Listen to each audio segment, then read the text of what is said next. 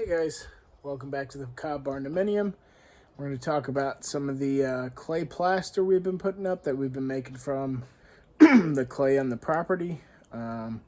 We updated some things and we've gotten pretty far on a base final coat or whatever you want to call it. It's going to be a two-part so we can spread the color, and then one really mixed batch so we can try to even the color out all over. But let's go ahead and take a look.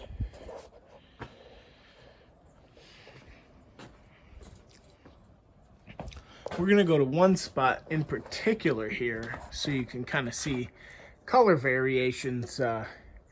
This spot right here and down was made with the sand I had bought from another project. It's more of a concrete sand. So it had some aggregate and I had to sift it out. And this stuff here to the right, you can see it's not dry over there.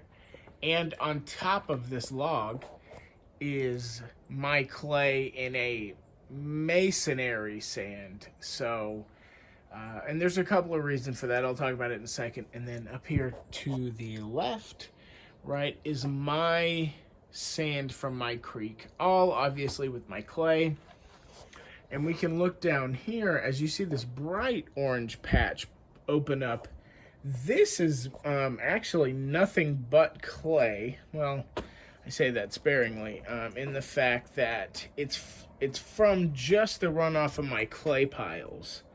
And so it produced just a really, really good plaster, but it did end up cracking.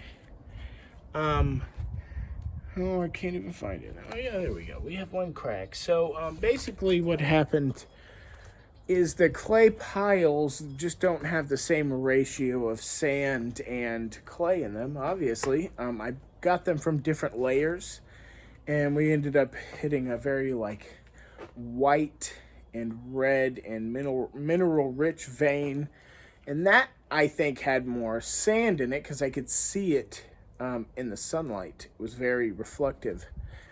So anyway, we went with the masonry sand. Let's take a look at it.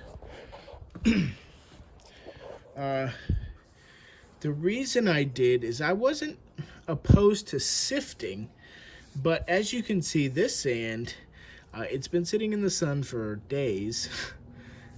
It's keeping its moisture too much to be sifted through my means of just using the bacon grease screen and using just normal things. So this is the material I'm making. It's a little bit finer when I sift my clay than my sand, but I don't actually have to sift this sand. So for a little bit more money, a whole trailer worth for $40 versus $36, I'm using something that's cutting down on my labor too.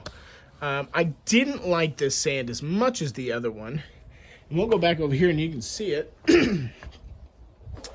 This concrete sand here, it's a little bleached out in this video, but it has a closer color that I want versus the masonry sand. It kind of has too much of a tan color, the masonry sand, and the concrete sand has a more red color, where my sand from my creek makes it a little too brown in the hues. So whatever, we sacrifice because it's just making our life a little bit easier, and it's consistency. So this is like washed in screened sand. That's my clay, obviously. Let's look at the plaster here and what's going on. I still don't have a hawk. I'm just bringing this up to the top with me, getting it, moving on. With this material, it was really hard to test what I was doing because, like I said, my sand piles aren't consistent, and one of the ways I was going to have to do it is put a bunch of material in my dried and cleaned mortar mixer, and I might do that later for the final coat. It'll make it consistent throughout, and I can make all of the material at once. But one way I measured my sand content, going from raw clay almost, is with the squeeze test. So if you get some of this in your hand and you put it right next to your ear, if there is nothing but clay in there, it's going to sound squishy, or whatever you want to say that sound is. As you increase sand, you will start to hear, listen. That you can hear the friction of the sand. So you can measure that. As you start to be able to hear it is the point at which I've experienced you stop getting as much cracking. You should probably go a little beyond that. And that's almost perfect every time. I'm sure everybody's going to tell you that's a 3-to-1 ratio. Because for some reason, that's the magic number, right? 3-to-1. So that's it. We will show you some more after we finish doing all of the plaster, and I'll show you what changing all these sands and stuff and different piles of clay is going to do to my overall color. But thanks for watching, and like and subscribe. We'll see you soon.